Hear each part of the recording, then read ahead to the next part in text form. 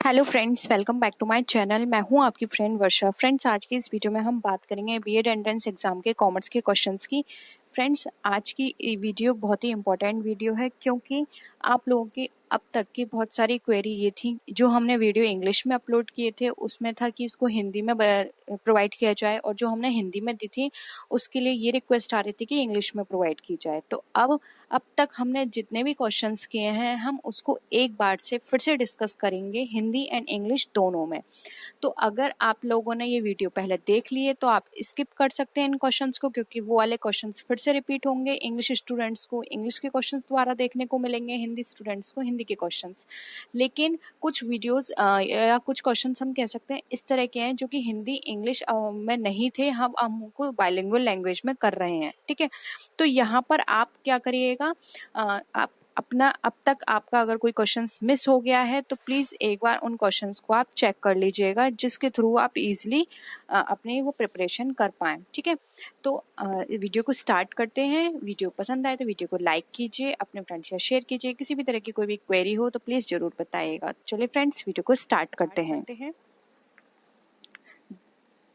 The demand curve for a product will shift outwards to the right when, यानी कि जो demand curve होता है हमारा किसी प्रोडक्ट के लिए वो हमारा शिफ्ट हो रहा है आउटवर्ड की तरफ। यानी कि देखिए यहाँ पर हिंदी में भी लिखा हुआ है दाईं ओर की तरफ, बाहर की ओर जाएगा। तो उसका क्या मतलब होता है?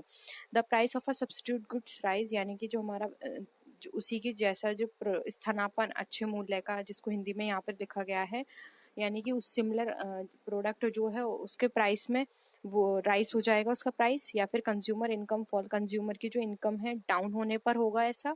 या फिर consumer expect the price of a good fall in the future, या फिर कंज्यूमर एक्सपेक्ट करेगा कि जो प्रोडक्ट है उसका प्राइस फ्यूचर में डाउन हो जाएगा। या फिर the price of the product itself fall, यानी कि जो जिस प्रोडक्ट के लिए यहाँ पर ये शिफ्ट हो रहा है उसी प्रोडक्ट का जो प्राइस है वो अपने आप डाउन हो जाएगा। तो ये किस सिचुएशन में होगा? जब हमारी डिमांड फॉल होगी आउटवर्ड साइड में। तो देखिए हमारी जो डिमांड कर्व है हमारी वो आउटवर्ड साइड में फॉल करेगी, या फिर हम कह रहे हैं आउटवर्ड साइड में जाएगी, क्योंकि आपको पता है डिमांड कर्व जो होता है हमारा क्या होता है, डाउनवर्ड होता है। ठीक है, अब यहाँ पर बात की जा रही है आउटवर्ड की, तो यहाँ पर ये तब होगा ना ही कंज्यूमर की इनकम फॉल में होगा, ना ही जो फ्यूचर में प्राइस फॉल होगा तब होगा, और ना ही उस सिमिलर प्रोडक्ट में फॉल होगा। ये सिर्फ तब हो सकता है जब उसी प्रोडक्ट, यानी कि जो उसके जैसे सिमिलर प्रोडक्ट है, सब्स्टिट्यूट प्रोडक्ट है, उसमें फॉल आया, उसका राइज आ जाएगा। जब उसके प्राइस राइज हो जाएंगे तो यहाँ पर जो हमारा डिमांड कर्व है वो हमारा शिफ्ट हो जाएगा आउटवर्ड साइड में। इसलिए यहाँ पे ऑप्शन ए राइट आंसर हो जाएगा। ठीक है, जब हमारा सब्स्टिट्यूट प्रोडक्ट का जो प्राइस है वो हमारा यहाँ पर राइज होगा, तभी हमारा जो डिमांड कर्व है वो आउटसाइड में वर्क करेगा। आई होप ये क्वेश्चन क्लियर हुआ होगा। नेक्स्ट क्वेश्चन है, the demand for good is relatively price elastic, यानी कि किसी प्रोडक्ट की जो डिमांड है वो अगर रिलेटिवली प्राइस इलास्टिसिटी है और उसके प्राइस जो है राइजेस में है, द रेवेन्यू विल, तब रेवेन्यू की क्या पोजीशन होगी? जो हमारा रेवेन्यू फॉल करेगा, रिमेन कांस्टेंट यानी वैसा ही रहेगा, राइज यानी कि बढ़ जाएगा, या फिर depends on how supply response, यानी कि ये देखेगा कि सप्लाई उस तरह से क्या उसकी रेस्पोंडेंट्स है, यानी कि वो किस तरह से रेस्पॉन्स कर रही है। तो देखिए अगर यहाँ पर हम देखें कि अगर किसी भी गुड के लिए डिमांड हमारी इनइलास्टिक है और उसके जो प्राइस हैं वो राइज हो रहे हैं, तो ये तभी होगा जब हमारा जो रेवेन्यू है, अब इसके लिए जो रेवेन्यू हो जाएगा वो हमारा बढ़ जाएगा। ठीक है, तो यहाँ पे ऑप्शन सी राइट आंसर हो जाएगा, हमारा रेवेन्यू बढ़ जाएगा यहाँ पे, क्योंकि रिलेटिवली इनइलास्टिक है प्रोडक्ट यहाँ पे, तो रेवेन्यू यहाँ पर हमारा ऑफकोर्स बढ़ेगा ही, इसलिए ऑप्शन सी यहाँ पे राइट आंसर हो जाएगा। नेक्स्ट है, which of the following option is not an example of market failure. अब इसमें से कौन सा मार्केट फेलर का एग्जाम्पल नहीं है, हमें ये बताना है। ऑप्शन है, failure to produce merit goods, यानी मेरिट गुड्स को प्रोड्यूस करने में फेल है, produce public goods, public goods को प्रोड्यूस करने में फेल है, या फिर जो फर्म का जो प्रॉफिट है उसको मैक्सिमाइज नहीं कर पा रही है, या फिर जो अकाउंट एक्सटर्नीज है उसको नहीं देख पा रही है। तो फ्रेंड्स अगर हम यहाँ पर बात करें तो मार्केट फेलर के लिए ये एक पॉइंट हो सकता है कि वो जो मेरिट गुड्स हैं या पब्लिक गुड्स गुड्स हैं उनको प्रोड्यूस नहीं कर पा रही है। जब उनको प्रोड्यूस नहीं कर पाएगी तो मार्केट में वो किस तरह से वर्क करेगी। उसके साथ ही साथ देखें तो एक्सटर्निटीज़ जो होती हैं उनको उनका जो लेखा जोखा होता है उनको करने में उसको प्रॉब्लम आ रही है, तो उसकी सारी जितनी भी प्रोसेसिंग होगी वो सब बेकार हो जाएगी। तो यहाँ पर ये सारी चीज़ें देखें तो देखिए प्रॉफिट जो है वो यहाँ पर इसमें फिट नहीं बैठ रहा है, क्योंकि यहाँ पर मार्केट फेलर की बात की जा रही है। तो मार्केट फेलर उसकी जो अगर हम बात करें उसकी जो वर्किंग है वो मार्केट से रिलेटेड है। यहाँ पे प्रॉफिट से कोई मतलब नहीं है उसका। वो मार्केट में क्या काम है उसका, प्रोडक्ट को सप्लाई करना और जो भी मार्केट में कंडीशंस हो रही हैं उसका सारे लेखा जोखा रखना, बाहर क्या प्रॉब्लम है, क्या ट्रेंड है, क्या फैशन चल रहा है, ये सारी चीज़ें रखना। जब वो ये सब चीज़ नहीं कर पाएगी तो मार्केट में फेल हो जाएगी। इसलिए यहाँ पर जो इसका एग्जाम्पल नहीं है वो है यहाँ पे option number C, failures of a firm to maximise its profit. ये इसका एग्जाम्पल नहीं है। बाकी सारी सिचुएशंस ऐसी हैं जिसमें एक कंपनी मार्केट फेलर की पोजीशन में जा सकती है अगर वो इन सारी सिचुएशंस पे ध्यान नहीं देगी तो। ठीक है, नेक्स्ट है which of the following is an example of a primary form of business activity. अब इसमें से कौन सा यहाँ पर अगर हम बात करें तो प्राइमरी बिजनेस एक्टिविटी का प्राइमरी फॉर्म नहीं है। ठीक है, यानी कि प्राथमिक रूप या प्राथमिक कारण नहीं है, जैसे कि hair dressing, automobile production, banking या फिर फॉरेस्ट्री। तो देखिए यहाँ पर अगर हम देखें तो अगर हम बिजनेस एक्टिविटी की बात करें तो देखिए बिजनेस एक्टिविटी कोई भी बिजनेस हो सकता है। तो हेयर ड्रेसिंग भी एक एक्टिविटी है, ऑटोमोबाइल प्रोडक्शन में, एंड बैंकिंग भी। जबकि फॉरेस्ट्री बैंकिंग बिजनेस एक्टिविटी की प्राइमरी सोर्स में नहीं आती है। इसलिए यहाँ पे ऑप्शन डी जो है वो हमारा राइट आंसर हो जाएगा। नेक्स्ट है the price of a goods will tend to rise if, यानी कि जो हमारा जो प्राइस है गुड्स का वो उसकी कीमत अगर बढ़ती है तो क्या होगा। The current price is above the equilibrium, यानी कि जो हमारा करंट प्राइस है किसी प्रोडक्ट का वो हमारे इक्विलिब्रियम से ऊपर होगा, या फिर जो हमारा करंट प्राइस है इक्विलिब्रियम के नीचे जाएगा, या फिर हमारी quantity demand is less than quantity supplied, यानी कि जो हमारी जो भी क्वांटिटी डिमांड आ रही है वो हमारी कम हो जाएगी सप्लाई से, या फिर reduction in the cost of substitute commodity, यानी कि जो सब्स्टिट्यूट कमोडिटी है उसमें कमी आ जाएगी उसकी कॉस्ट में। तो देखिए जब हमारे माल की कीमत अगर बढ़ती है तो इसमें क्या होगा, जो हमारा इक्विलिब्रियम जो हमने सेट करके रखा है उससे हमारा जो करंट प्राइस होगा वो लो हो जाएगा। ठीक है, क्योंकि देखिए जब किसी भी गुड्स का प्राइस बढ़ता है तो वो हमारा यहाँ पर इस सिचुएशन में जो हमारा इक्विलिब्रियम हमने सेट किया होता है उससे हमारा करंट प्राइस क्या हो जाता है, लो चला जाता है।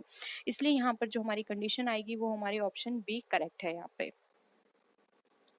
नेक्स्ट है प्रोडक्टिविटी इज मेजर्ड बाय। अब जो प्रोडक्टिविटी होती है हमारी किसके थ्रू मेजर की जाती है, the growth on product of a firm, यानी कि एक फर्म के आउटपुट पर, the growth on profit of a firm, यानी कि जो फर्म का जो प्रॉफिट है उसकी ग्रोथ पर, टोटल आउटपुट या टोटल इनपुट पर, या फिर total output of investment in capital goods, यानी कैपिटल गुड्स में जो भी हमने टोटल अमाउंट का इन्वेस्टमेंट किया है उस पर। तो देखिए प्रोडक्टिविटी की अगर हम बात करें तो ये हमारी ऑलवेज मेजर की जाती है total output upon total input, यानी कि टोटल कितना आउटपुट आया है और उससे कितना इनपुट निकल कर आया है। आउटपुट इनपुट के बेसिस पर ही हम प्रोडक्शन की मेजरमेंट कर सकते हैं कि हमारी कितनी प्रोडक्टिविटी निकल कर आई है। इसलिए यहाँ पे ऑप्शन सी जो है वो हमारा राइट आंसर हो जाएगा।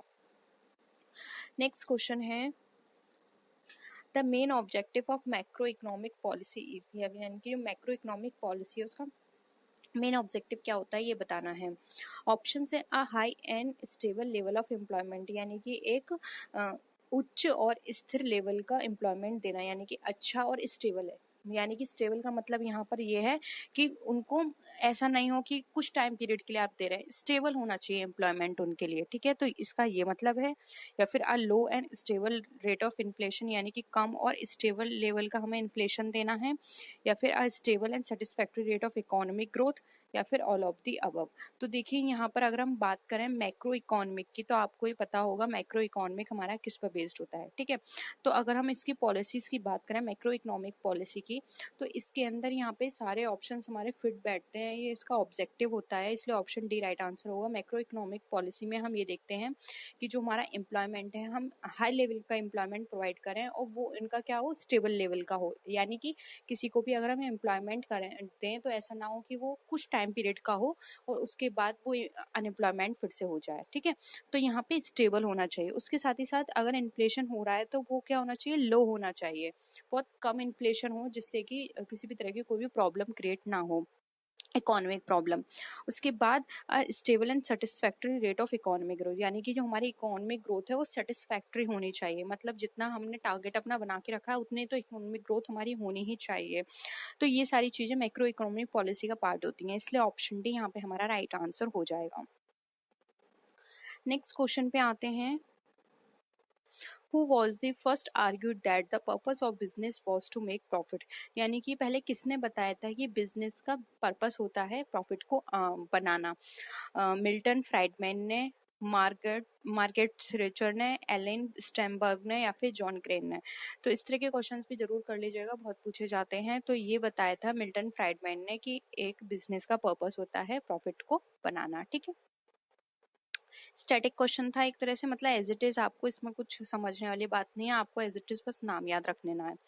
नेक्स्ट है what does the PPE. PPE की ये यहाँ पे जो और या फिर P3 जो इनिशिएटिव होता है उसमें आपको इसकी फुल फॉर्म बतानी है। Public policy papers, public private partnership, private procurement production, या फिर पर्सनल प्रोडक्शन प्रपोजल। तो देखिए ये भी बहुत सिंपल है, आप सबको पता होगा। पीपी की फुल फॉर्म यहाँ पे होती है public private partnership. Option B यहाँ पे हमारा राइट आंसर है। नेक्स्ट है what does the PFI initiative. अब पीएफआई की फुल फॉर्म बतानी है। Private finance initiative, private physical initiative, public financial initiative, या फिर प्राइवेट फाउंडेशन इनिशिएटिव। तो यहाँ पर देखिए ऑप्शन ए राइट आंसर है। यहाँ पे प्राइवेट फाइनेंस इनिशिएटिव यहाँ पे पीएफआई का फुल फॉर्म होता है। Term late industrialisation refers to, यानी कि जो लेट इंडस्ट्रियलाइजेशन का जो टर्म है वो हमें क्या बताता है। ऑप्शंस हैं the need to delay industrialisation because of its threats to the environment, यानी कि पर्यावरण के लिए खतरे के कारण औद्योगिकरण में देरी की आवश्यकता है, ये बताता है। या फिर ये बताता है the problem faced by many developing countries as they seek to catch up to the levels of development of richer economy, यानी कि बहुत सारी ऐसी डेवलप कंट्रीज हैं जो कि प्रॉब्लम फेस कर रही हैं जो भी रिचर कंट्रीज हैं उनके लेवल पर आने में।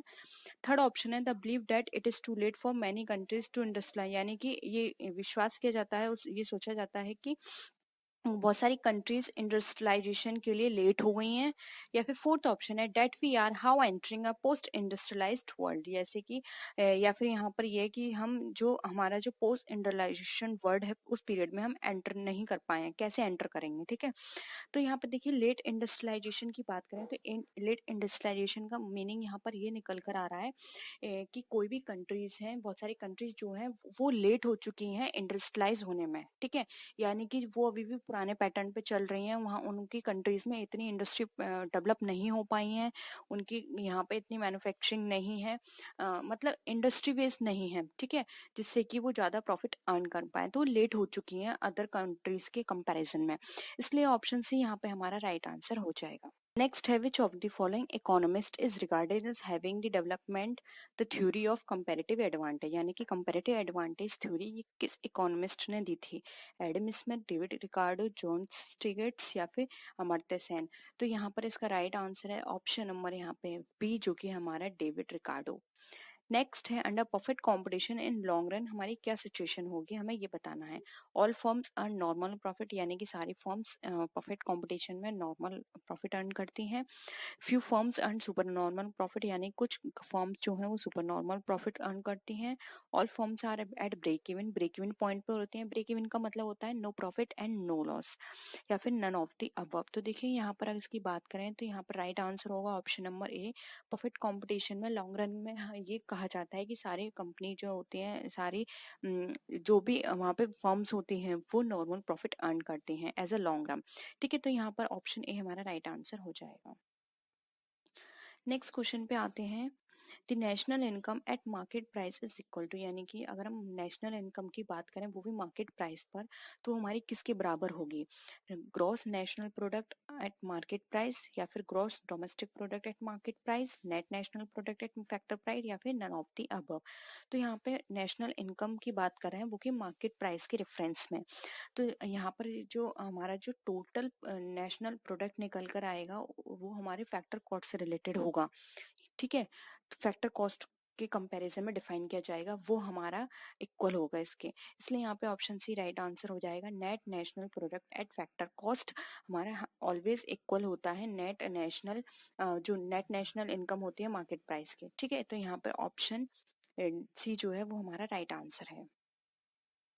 नेक्स्ट क्वेश्चन है, if there is a single buyer it is called, यानी कि अगर सिंगल बायर होता है तो उसे हम क्या कहते हैं, मोनोपोली, ओलिगोपोली, मोनोप्सोनी या फिर नन ऑफ द अबव। तो अगर हम सिंगल बायर की बात करें तो वो होता है हमारा मोनोप्सोनी। मोनोपोली में सिंगल सेलर होता है, ओलिगोपोली में फ्यू होते हैं, ठीक है। तो यहाँ पे सिंगल बायर की बात की जा रही है जो कि मोनोप्सोनी में होता है। ऑप्शन सी राइट आंसर है यहाँ पे।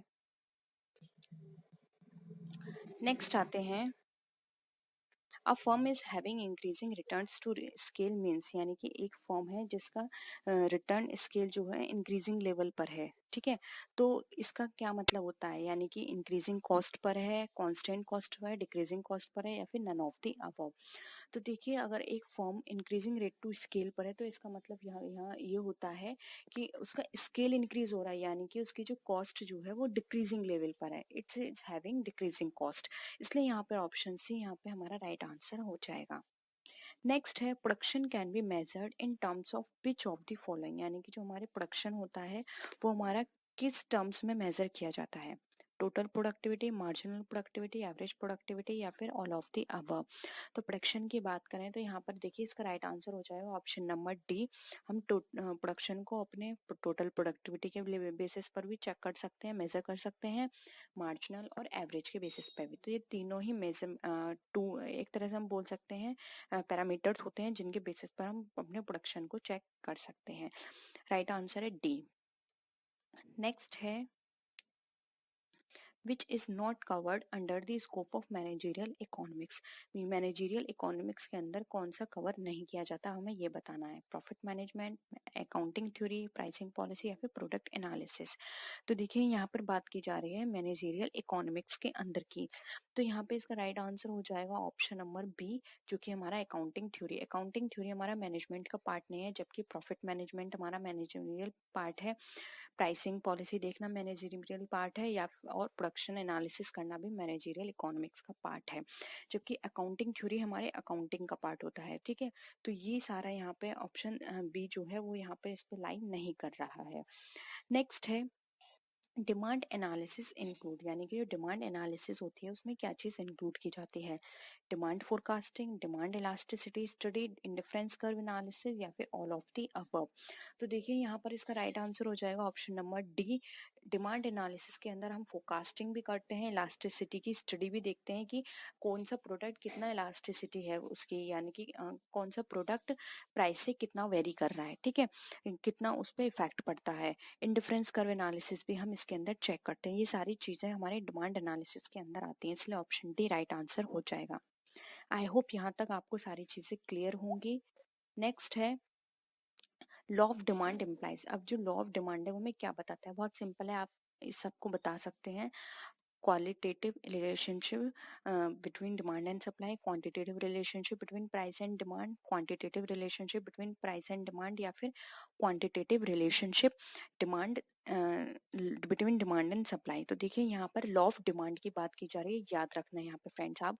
तो देखिए लॉ ऑफ डिमांड की बात करें तो एक क्वालिटेटिव रिलेशनशिप होता है हमारा बिटवीन प्राइस एंड डिमांड के बीच में, ठीक है। तो यहाँ पे ऑप्शन बी जो है वो हमारा राइट आंसर हो जाएगा, लॉ ऑफ डिमांड।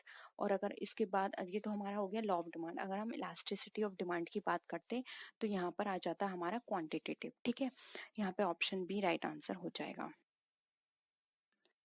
नेक्स्ट है, which one of these is an exception of law of demand. अब इसमें से कौन सा एक्सेप्शन है लॉ ऑफ डिमांड का, demonstration effect of goods, given goods, future scarcity of goods या फिर ऑल ऑफ द अबव। तो देखिए यहाँ पर अगर हम बात करें तो अगर हमने एक्सेप्शन पढ़े हैं आप लोगों ने लॉ ऑफ डिमांड के, तो देखिए डिमॉन्स्ट्रेशन भी बात करता है लॉ ऑफ डिमांड के एक्सेप्शन, गिवन गुड्स भी बात करता है, and future scarcity of goods भी इसके अंतर्गत आता है, ठीक है। इन सब का आपको पता होगा कि डेमोन्स्ट्रेशन गुड्स इफेक्ट में क्या चीज़ें हैं, गिवन गुड्स में क्या है, and future scarcity of goods में क्या है। तो ये एक्सेप्शंस होते हैं जो कि लॉ ऑफ डिमांड जो होता है उस पर इसका कोई भी इफेक्ट नहीं पड़ता है, इसलिए ऑप्शन डी यहाँ पे हमारा राइट आंसर हो जाएगा। नेक्स्ट क्वेश्चन है, elasticity of demand is based on which of the following factors. अब जो इलास्टिसिटी ऑफ डिमांड है वो हमारी कौन से फैक्टर्स पे बेस्ड होती है? Range of substituted available, joint demand, proportion of income spent on commodity, या फिर ऑल ऑफ द अबव। तो देखिए यहाँ पर अगर हम बात करें इसके इफेक्ट की, तो देखिए और ये सारे ही फैक्टर्स जो हैं हमारे, ये सारे ही हमें इफेक्ट करते हैं डिमांड के, क्योंकि देखिए हमारे अगर हमारे सब्स्टिट्यूट अवेलेबल है, जो भी हम प्रोडक्ट कर रहे हैं, अगर उसका प्राइस हाई हो गया है और उसका सब्स्टिट्यूट अवेलेबल है तो हम उसको नहीं खरीदेंगे, तो ये क्या हो गया? एक्सेप्शन हो गया। ये क्या है? वहां पर इलास्टिसिटी डिमांड पे इफेक्ट पड़ रहा है। सेम उसी तरह से अगर जॉइंट डिमांड है, अगर एक प्रोडक्ट की डिमांड इंक्रीज हो रही है तो उसके साथ जो उसका दूसरा प्रोडक्ट होगा जो उसके साथ जॉइंट में है, हम उसको भी कोई परचेस नहीं करेगा, ये भी इफेक्ट कर गया।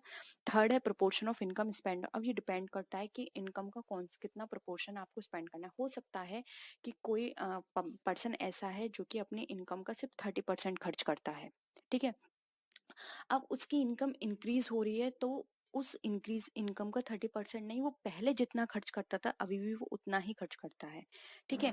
तो यहाँ पर क्या होगा? वो जितना खर्च करता है उस प्रोपोर्शन पर डिपेंड करता है। तो ये कुछ फैक्टर्स होते हैं जो कि इफेक्ट कर जाते हैं इलास्टिसिटी ऑफ डिमांड को, इसलिए ऑप्शन डी यहाँ पे राइट आंसर हो जाएगा। नेक्स्ट क्वेश्चन है which one of the following is not the function of a managerial economist. अब इसमें से कौन सा मैनेजरियल इकोनॉमिस्ट का फंक्शन नहीं है? Industrial market research, determining rate of interest in money market, capital budgeting, या फिर इन्वेस्टमेंट एनालिसिस। तो देखिए यहाँ पर अगर हम बात करें तो ऑप्शन बी जो है determining rate of interest in money market, ये इसका पार्ट नहीं है। जबकि हमारा इंडस्ट्रियल मार्केट रिसर्च देखना, कैपिटल बजटिंग, इन्वेस्टमेंट एनालिसिस, ये सारे मैनेजमेंट के पार्ट आ जाता है। इसलिए ऑप्शन बी हमारा राइट आंसर हो जाएगा। Determining rate of interest in money market ये हमारा फाइनेंस का पार्ट हो जाएगा, ठीक है। तो यहाँ पे ऑप्शन बी राइट आंसर होगा। नेक्स्ट क्वेश्चन है which one is not a type of demand. अब इसमें से कौन सा हमारा जो डिमांड की टाइप्स नहीं है? Price demand, derive demand, supply demand, या फिर जॉइंट डिमांड। तो देखिए यहाँ पर प्राइस डिमांड, डिराइव डिमांड और जॉइंट डिमांड ये तीनों पार्ट हैं, जबकि सप्लाई डिमांड हमारा टाइप ऑफ डिमांड में नहीं आता। तो ऑप्शन सी राइट आंसर हो जाएगा। नेक्स्ट है which is not the type of elasticity of demand. अब इलास्टिसिटी ऑफ डिमांड में कौन सा इसका टाइप नहीं है? Price elasticity, income elasticity, supply elasticity, या फिर एडवर्टाइजिंग इलास्टिसिटी। तो आपने टाइप्स ऑफ इलास्टिसिटी पढ़ी होगी, कितने टाइप्स की हमारे इलास्टिसिटी ऑफ डिमांड है। तो देखिए उसमें से अगर हम बात करें तो हमने इसके अंदर प्राइस पढ़ी है, इनकम पढ़ी है और एडवर्टाइजिंग पढ़ी है। सप्लाई इलास्टिसिटी नहीं होती है, इसलिए ऑप्शन सी यहाँ पर भी राइट आंसर हो जाएगा। Globalisation can operate problem for business because. अब ग्लोबलाइजेशन कैन क्रिएट प्रॉब्लम। अब ग्लोबलाइजेशन किस तरह से प्रॉब्लम क्रिएट करता है बिजनेस में? It can result in more competition, first option. Second है इट इंक्रीज वल्नरेबिलिटी टू। अब यहाँ पे वल्नरेबिलिटी का मतलब मैं आपको बता देती हूँ, इसका मतलब होता है नाजुक, ठीक है। आप लोग बोलते हैं कि कुछ डिफिकल्ट वर्ड होते हैं वो समझ नहीं आती, तो इसका मतलब होता है नाजुक। To political risk and uncertainty when operating abroad, it means that they can increase price, या फिर ऑल ऑप्शंस आर करेक्ट। तो फ्रेंड्स यहाँ पर अगर हम देखें तो देखिए it increase vulnerability to political risk and uncertainty when operating abroad. अब हम अपने बिजनेस को अब्रॉड में ऑपरेट कर रहे हैं तो इससे जरूरी नहीं है कि हमारी जो पॉलिटिकल रिस्क है उसको प्रॉब्लम हो या फिर कुछ किसी भी तरह की अनसर्टेनिटी आए, ये जरूरी नहीं है। ये डिपेंड करता है कि हमारी जो फंक्शनिंग है वो किस तरह से काम करे। अगर हमने प्लानिंग सही तरह से की है, सारी चीजें हमने बेटर तरीके से की हैं, तो इस तरह की रिस्क आने की जरूरत नहीं है, ठीक है। नेक्स्ट है it means they can increase price. ये भी जरूरी नहीं है कि वो प्राइस इंक्रीज करें, ठीक है। यहाँ पर जो राइट आंसर होगा वो होगा ऑप्शन है they can it can result in more competition. वो कॉम्पिटिशन जरूर बढ़ जाता है, क्योंकि फ्रेंड्स सोचिए अगर आपकी कंट्री में पहले से 50 कंपनी है जो वर्क कर रही हैं किसी एक प्रोडक्ट में या किसी एक नेचर में, ठीक है। अब उसके 50 कंपनियों के बाद में बाहर से और कंपनियां आ रही हैं उसी नेचर की, तो क्या होगा? कंपटीशन बढ़ेगा, क्योंकि हर कोई ये सोचेगा कि अब हमने इस कंपनी के प्रोडक्ट ट्राई कर लिए, अब हम इस पे स्विच ओवर करके देखते हैं एक बार ये कोई प्रोडक्ट कैसा है। और मोस्टली स्टार्टिंग में इस तरह की कंपनियां जो होती हैं अट्रैक्ट करने के लिए अपने प्राइस को लो रख देती हैं या फिर कुछ ऑफर निकाल देती हैं। तो इससे क्या होता है? कंपटीशन बढ़ जाता है, क्योंकि अब उनको उनके साथ भी कंपटीशन करना है। पहले सिर्फ 50 थी, उन्हें आपस में कंपटीशन करना होता था, अब उनको उनके साथ भी कंपटीशन करना है। तो इससे क्या होता है? कंपटीशन हमारा इंक्रीज होता है, इसलिए यहाँ पे ऑप्शन ए राइट आंसर हो जाएगा। नेक्स्ट है which bank is called the bank of issue. अब इसमें से कौन सा बैंक बैंक ऑफ इश्यू कहलाता है? RBI, SBI, IDBI, ICI. तो फ्रेंड्स सिंपल है इसका आंसर आरबीआई, क्योंकि ये सबको पता है आरबीआई हमारा बैंक ऑफ इश्यू की तरह काम करता है। ठीक है, नेक्स्ट है theoretically what is the most significant organ of WTO. WTO का सबसे ज्यादा इंपॉर्टेंट या सिग्निफिकेंट ऑर्गन कौन सा है? The council for trade in goods, the ministerial conference, the general council, the committee on trade and development. तो देखिए यहाँ पर अगर हम बात करें तो राइट आंसर हो जाएगा option B, ministerial conference. Ministerial conference most important part होता है डब्ल्यूटीओ का, जो कि सारी चीजों को ऑर्गेनाइज करके चलता है। ठीक है, नेक्स्ट क्वेश्चन है in this type of economic system the government intervention will be absent. अब इसमें ये बात की जा रही है किस टाइप की इकोनॉमिक सिस्टम है गवर्नमेंट इंटरवेंशन हमारा एब्सेंट होता है? Free enterprise economy, socialist economy, mixed economy या फिर नन। तो फ्रेंड्स हमको भी पता है सोशलिस्ट में गवर्नमेंट इंटरवेंशन होता है, फुल्ली होता है, और मिक्स्ड में हाफ होता है, पार्शली हम बोल सकते हैं। नन यहाँ पे ये ऑप्शन तो कट ही जाता है, लेकिन यहाँ पे फुल्ली बात की जा रही है, एब्सेंट होता है। तो यहाँ पे ऑप्शन ए राइट आंसर हो जाएगा, फ्री मार्केट एंटरप्राइजेस। यहाँ पे गवर्नमेंट का इंटरवेंशन बिल्कुल भी नहीं होता है। नेक्स्ट क्वेश्चन पे आते हैं, dash is an economic system where the means of production are owned and managed by the state. अभी हमें यहाँ पे ये बताना है कि एक आर्थिक प्रणाली जहाँ उत्पादों के साधनों का स्वामित्व और प्रबंधन राज्य द्वारा किया जाता है उसको क्या बोलते हैं? कैपिटलिज्म, सोशलिज्म, मिक्स्ड इकोनॉमी या फिर कॉमन इकोनॉमी। तो देखिए यहाँ पर आप देखिए साफ साफ लिखा हुआ है means of production are owned and manage by state, यानी कि ये सारे काम क्या है, स्टेट द्वारा किए जा रहे हैं। यानी कि क्या है, स्टेट द्वारा किए जाएंगे, यानी सोसाइटी के वेलफेयर की बात कर रहे हैं यहाँ पे। तो यहाँ पे ऑप्शन बी राइट आंसर हो जाएगा, सोशलिज्म। ठीक है, फुल्ली उसी के हैंड में है, स्टेट के द्वारा। नेक्स्ट है India follow dash economic system. अब इंडिया जो है कौन सा इकोनॉमिक सिस्टम फॉलो करती है? सोशल, कैपिटलिस्ट, मिक्स्ड या फिर none of this. Again repeat question है ये, सी इसका राइट आंसर है। तो देखिए ये क्वेश्चन आपसे कितनी बार पूछा गया है, ये बहुत इंपॉर्टेंट है, इंडिया के बारे में बहुत पूछा जाता है। नेक्स्ट है in dash economic system there exist both private and public sector. हमें वो इकोनॉमिक सिस्टम बताना है जिसमें प्राइवेट और पब्लिक दोनों सेक्टर एक साथ काम करते हैं, यानी कि पार्शली गवर्नमेंट का कंट्रोल होता है और पार्शली उसमें प्राइवेट का। ठीक है, सोशल, कैपिटलिस्ट, मिक्स्ड या फिर नन ऑफ दीज। तो देखिए यहाँ पर अगर हम बात करें प्राइवेट और पब्लिक दोनों सेक्टर्स की, तो यहाँ पर राइट आंसर हो जाएगा ऑप्शन सी, जो कि है हमारा मिक्स्ड। क्वेश्चन है who was the first chairman of the planning commission of India. अब देखिए यहाँ पे फ्रेंड्स एक चीज याद रखिए, प्लानिंग कमीशन का जो चेयरमैन होता है वो होता है प्राइम मिनिस्टर। अब आप देखिए हमारा फर्स्ट प्राइम मिनिस्टर कौन थे? जवाहरलाल नेहरू जी, इसलिए प्लानिंग कमीशन के भी फर्स्ट चेयरमैन कौन होंगे? जवाहरलाल नेहरू जी। ऑप्शन ए यहाँ पे राइट आंसर है। नेक्स्ट है When was the first industrial policy of India announced? अब जो इंडिया की फर्स्ट इंडस्ट्रियल पॉलिसी है वो कब अनाउंस की गई थी, हमें ये बताना है। अप्रैल 6, 1948, अप्रैल 9, 1948, मार्च 6, 1948 या फिर अप्रैल 1947। तो इंडस्ट्रियल पॉलिसी की बात करें जो फर्स्ट में इंट्रोड्यूस हुई थी वो हुई थी अप्रैल 6, 1948 में। ऑप्शन ए यहाँ पे हमारा राइट आंसर है। नेक्स्ट क्वेश्चन है they are policies which are made to govern the import and export trade. यानी कि हमें ऐसी पॉलिसी बतानी है जो कि इम्पोर्ट एंड एक्सपोर्ट ट्रेड में हेल्प करती है, उसको कंट्रोल करने में या फिर उसको चलाने में, उसकी पॉलिसीज में सारे में वर्क करते हैं। मेनली इम्पोर्ट एंड एक्सपोर्ट से रिलेटेड है। ठीक है, एक्सपोर्ट पॉलिसी, इम्पोर्ट, एक्जिम या फिर नन। तो राइट आंसर हो जाएगा ऑप्शन सी, एक्जिम, क्योंकि इसका नाम ही जो है एक्सपोर्ट इम्पोर्ट पॉलिसी, जो कि एक्सपोर्ट इम्पोर्ट को गवर्न करती है, उसकी सारी चीज़ों को ये लेखा जोखा रखती है। ऑप्शन सी राइट आंसर है। नेक्स्ट है When was the exim policy announced for the first time? अब जो exim policy है फर्स्ट टाइम कब अनाउंस की गई थी? 1947, 1985, 1991 या 1999 में। तो देखिए अगर हम यहाँ पर बात करें exim policy की तो राइट आंसर हो जाएगा ऑप्शन बी, 1985 में। नेक्स्ट क्वेश्चन पे आते हैं, हमें बताना है EPZ का फुल फॉर्म क्या है? Export processing zone, export promotion zone, external promotion zone या नन ऑफ दिस। तो देखिए यहाँ पर राइट आंसर हो जाएगा, अगर हम EPZ की बात करें तो export processing zone. Option A right answer है। नेक्स्ट क्वेश्चन है dash concern with the obligation and duties of business to the society. अब इसमें से कौन सी चीज़ है जो हमारी जो बिजनेस सोसाइटी के लिए एक बिजनेस की ड्यूटीज के बारे में बताती है। सोशल रिस्पॉन्सिबिलिटी, स्टेटस, अथॉरिटी या नन ऑफ दिस। तो देखिए यहाँ पे राइट आंसर हो जाएगा ए। सोशल रिस्पॉन्सिबिलिटी हमें बताती है कि एक बिजनेसमैन की क्या ड्यूटी है सोसाइटी के लिए, यानी उसको अपने बिजनेस को रन करने के साथ साथ उसको सोसाइटी के लिए क्या क्या काम करने चाहिए, ये हमें सोशल रिस्पॉन्सिबिलिटी में बताया जाता है। राइट आंसर हो जाएगा इसका ऑप्शन नंबर ए। नेक्स्ट है who and conducted the social audit in India for the first time। अब अगर हम यहाँ पे बात करें तो सोशल ऑडिट इंडिया में फर्स्ट टाइम कब कंडक्ट की गई थी, किसने कंडक्ट की थी? जेआरडी टाटा, बिरला, रिलायंस ग्रुप या फिर state bank.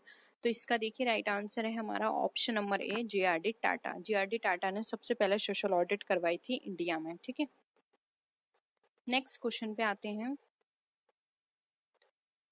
Who is concern with the presentation of union budget, यानी यूनियन बजट के जो प्रेजेंटेशन होती है उससे कौन कंसर्न होता है या किसकी रिस्पॉन्सिबिलिटी होती है?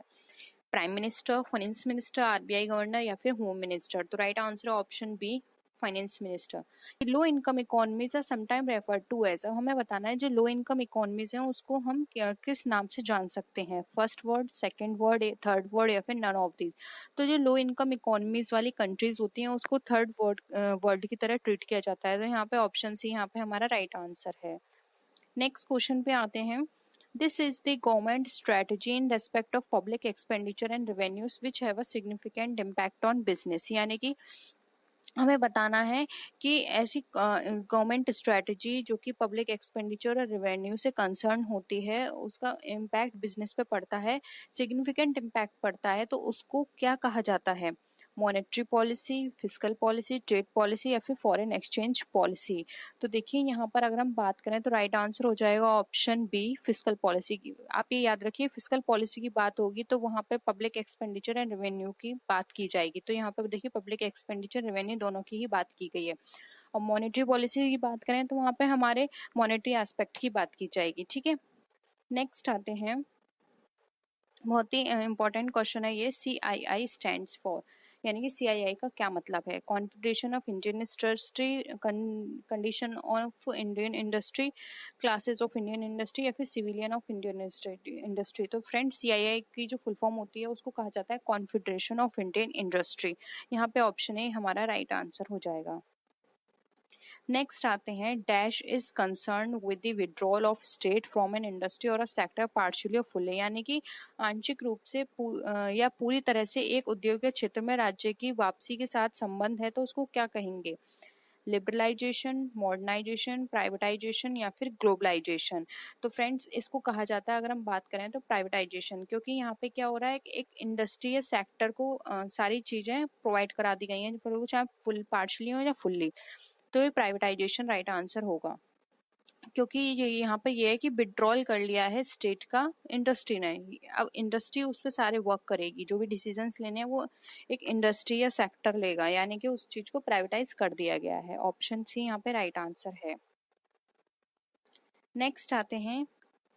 इन which year government of India appointed the Rangarajan committee on disinvestment in PSE, यानी कि पब्लिक सेक्टर एंटरप्राइजेस। तो देखिए 1990, 1991, 1993 या 1996। तो इसका राइट आंसर होगा यहाँ पे ऑप्शन नंबर 3 जो कि है 1993। 1993 में रंगराजन कमेटी बनाई गई थी और इसका काम था जो भी पब्लिक सेक्टर एंटरप्राइजेस हैं उनके डिसइन्वेस्टमेंट पे वर्क करना। ठीक है, नेक्स्ट आते हैं। The Government of India constituted a public sector disinvestment commission on, या हमें बताना है जो पब्लिक सेक्टर डिसइन्वेस्टमेंट कमीशन है वो कॉन्स्टिट्यूट किया गया था गवर्नमेंट के द्वारा, तो कब किया गया था? 15 मार्च 1991, 23 अगस्त 1993, 23 सितंबर 1993 या फिर 6 मई 1994।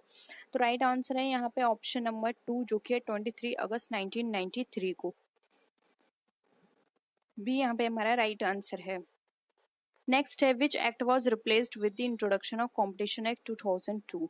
अब यहाँ पे हमें बताना है जो कॉम्पिटिशन एक्ट 2002 है वो किसको रिप्लेस करके आया था, फेरा, एमआरटीपी, पोटा या नन ऑफ दीज। फ्रेंड्स इनकी फुल फॉर्म आपको कमेंट सेक्शन में बतानी है क्योंकि इनकी फुल फॉर्म मैं एक सेपरेट वीडियो में आपको साथ डिस्कस कर चुकी हूँ, तो आपको पता होगा। इसकी फुल फॉर्म सारी आपको कॉमेंट सेक्शन में बतानी है। तो यहाँ पे बात करें कॉम्पिटिशन एक्ट की, तो कॉम्पिटिशन एक्ट आया था एमआरटीपी को रिप्लेस करके, क्योंकि एमआरटीपी में बहुत सारी ऐसी कमियां थी जिसके थ्रू जो फेयर इंडस्ट्री में जो भी कंपटीशन हो रहा था वो फेयर तरीके से नहीं हो रहा था। तो कंपटीशन को और भी ज़्यादा बढ़ावा देने के लिए और भी ज़्यादा उनको इनकरेज करने के लिए कंपटीशन एक्ट लाया गया जिससे कि सारी चीज़ें फेयर तरीके से चलती रहें। ठीक है, तो यहाँ पे कंपटीशन एक्ट ने रिप्लेस किया एमआरटीपी एक्ट को। नेक्स्ट है competition act was enacted in the year. अब हमें बताना है कंपटीशन एक्ट कब आया था, जून 2002, दिसंबर 2002, जनवरी 1999 या फिर नन ऑफ दीज। तो देखिए कंपटीशन एक्ट की बात करें तो ये आया था दिसंबर 2002 में। ऑप्शन बी यहाँ पे हमारा राइट आंसर हो जाएगा। नेक्स्ट क्वेश्चन है विच committee recommended the enactment of competition act. अब इसमें बताना है कौन सी कमेटी कॉम्पिटिशन एक्ट है उसको बनाने की सिफारिश करी थी। High level committee on competition policy and law, a committee on law and order, central committee for research and policy या फिर नन ऑफ दीज। तो यहाँ पे बात करें कॉम्पिटिशन एक्ट की, तो देखिए यहाँ पे नाम से भी हमें पता चल रहा है इसके लिए हाई लेवल कमेटी अपॉइंट की गई थी कॉम्पिटिशन पॉलिसी एंड लॉ की। तो ऑप्शन ए यहाँ पे हमारा राइट आंसर हो जाएगा। इसने हेल्प करी थी, सिफारिश करी थी कि कॉम्पिटिशन एक्ट लाया जाए। नेक्स्ट है विच policy is concern with raising revenue through taxation and deciding on the level and pattern of expenditure. यानी कि हमारी कौन सी पॉलिसी है जो कि हेल्प कर कंसर्न होती है रेवेन्यू को रेज करने में टैक्सेशन के थ्रू या फिर जो एक्सपेंडिचर है उसके पैटर्न के लेवल को डिसाइड करके कौन सी पॉलिसी ये बताती है हमें, मॉनेटरी, फिजिकल, कैश या फिर नन ऑफ दीज। तो ये भी मैंने अभी आपको ऊपर बताया था, अगर रेवेन्यू एक्सपेंडिचर इन सब चीज़ों की बात हो रही है, पब्लिक एक्सपेंडिचर की बात हो रही है, रेवेन्यू की बात हो रही है, तो वहाँ पर आएगी हमारी फिजिकल पॉलिसी। ऑप्शन बी यहाँ पे राइट आंसर है। फिजिकल पॉलिसी हमारी हेल्प करती है जो हमारा रेवेन्यू है वो किस तरह से हम रेस करें, फिर वो चाहे टैक्सेशन के थ्रू हो सकता है या फिर एक्सपेंडिचर का जो हमारा पैटर्न है उसको इंक्रीज करके या फिर क्या पैटर्न होना चाहिए इसके बेसिस पर ये डिसाइड करती है कि हम अपने रेवेन्यू को किस तरह से रेस कर सकते हैं। ऑप्शन बी यहाँ पे हमारा राइट आंसर है। नेक्स्ट है who is responsible for presenting the union budget before the parliament. अब पार्लियामेंट में प्रेजेंट करने के लिए जो पर्सन होता है वो कौन पर्सन जिम्मेदार होता है, prime minister, finance minister, RBI या फिर none of the above.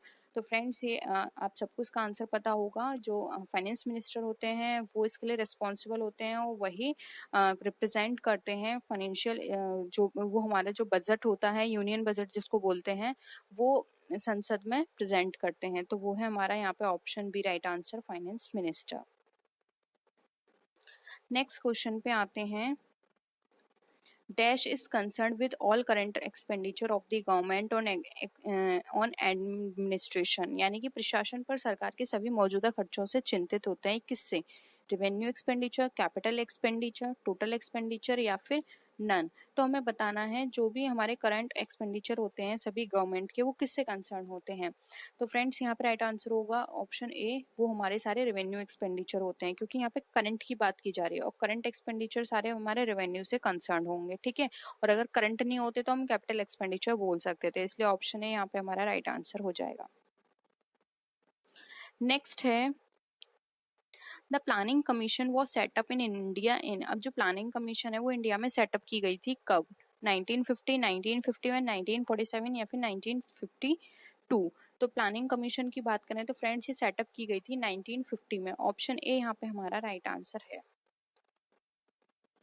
Next question है who is the president of national development council. अब नेशनल डेवलपमेंट काउंसिल का प्रेसिडेंट कौन होता है। तो फ्रेंड्स अगर हम बात करें एनडीसी की, नेशनल डेवलपमेंट काउंसिल की, तो इसका जो प्रेसिडेंट होता है वो होता है उस टाइम जो भी person as a prime minister appoint किया गया है। तो यहाँ पर इसका राइट आंसर हो जाएगा ऑप्शन बी, प्राइम मिनिस्टर। अब जो हमारे एनडीसी के प्रेसिडेंट हैं वो है नरेंद्र मोदी जी। ठीक है,